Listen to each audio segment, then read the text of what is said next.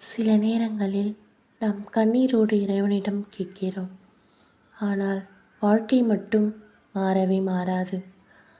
அப்போது நமக்குள் ஒரு கேள்வி வரும்.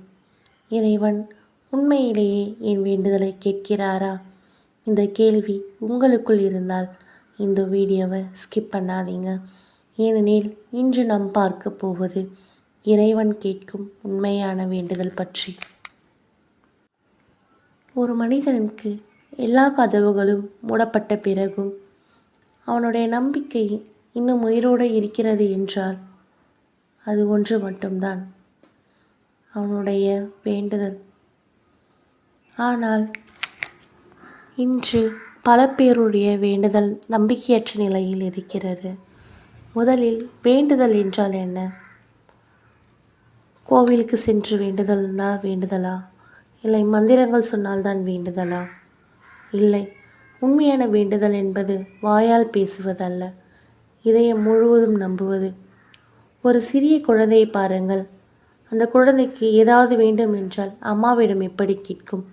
சந்தேகமே இல்லாமல் கேட்கும். எனக்கு கிடைக்கும் என்ற நம்பிக்கையோடு கேட்கும். அதுபோல தாங்க நம்மளுடைய வேண்டுதல் இருக்கணும். அந்த குழந்தைக்கு அம்மா மீது எந்த நம்பிக்கை இருக்கிறதோ அதே மாதிரி தான் நம் இறைவனிடம் நாம் எந்த சந்தேகமும் இல்லாமல் கேட்க வேண்டும். இது நடக்குமா? எனக்கு கிடைக்குமா? இதுக்கு நான் தகுதியானவளா?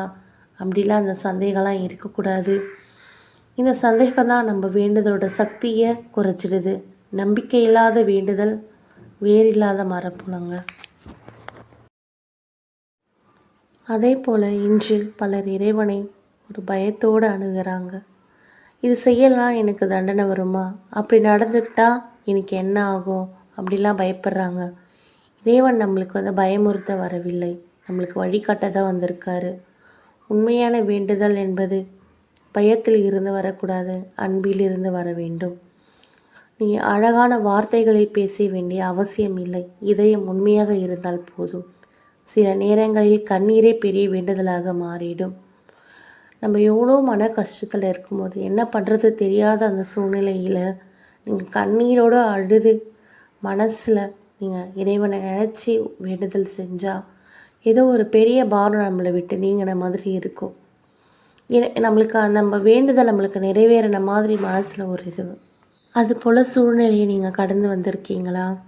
உணர்ந்திருக்கீங்களா? பல சூழ்நிலைகளை நாம் அது போல் தான் கடந்து வந்திருக்கோம்.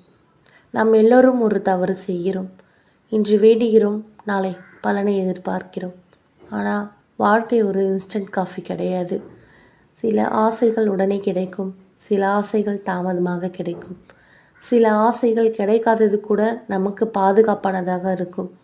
நீ கேட்டதை விட இறைவன் உனக்கு நல்லதே தருவார். அதே போல் உனக்கு இறைவன் இல்லை என்று சொல்வது உன்னை காப்பாற்றுவதற்காக கூட இருக்கலாம், உன்னுடைய நன்மைக்காக கூட இருக்கலாம். ஆமாங்க, சில நேரங்களில் நமக்கு கிடைக்காத இருக்கிறது நினச்சி நம்மளுக்கு நல்லதுக்குன்னு நம்ம எடுத்துக்கிட்டால் அது ரொம்ப நல்லதாகவே இருக்குங்க. அது பல நேரங்களில் பல சமயங்களில் நமக்கு அது உணர்த்தும். நீங்கள் எந்த சூழ்நிலையிலையும் இறைவனிடம் நம்பிக்கையுடன் மனதார கேட்டால் நிச்சயம் அது நடக்கும். ஆம்,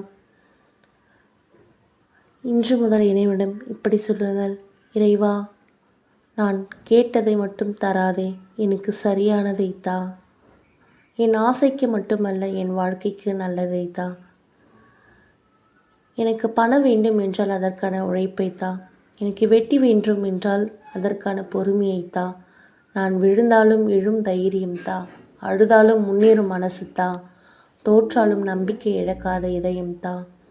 நினைவில் வை, வேண்டுதல் என்பது வெறும் வார்த்தை அல்ல, அது நம்பிக்கை, உழைப்பு, பொறுமை, இறைவனோடு பேசும் இதயத்தின் மொழி. ஒரு நாள் நீ கண்ணீரோடு கேட்ட விஷயம் நாளை உன் வாழ்க்கையின் ஆசீர்வாதமாக மாறும். அதுவரை நம்பிக்கையை விடாதே, வேண்டுதலை நிறுத்தாதே, முயற்சியை கைவிடாதே. ஏனெனில் இறைவன் தாமதிக்கலாம், ஆனால் தவறமாட்டார். உன் கண்ணீருக்கான பதில் இந்த வீடியோவில் கிடைத்திருக்கும் என்று நம்புகிறேன்.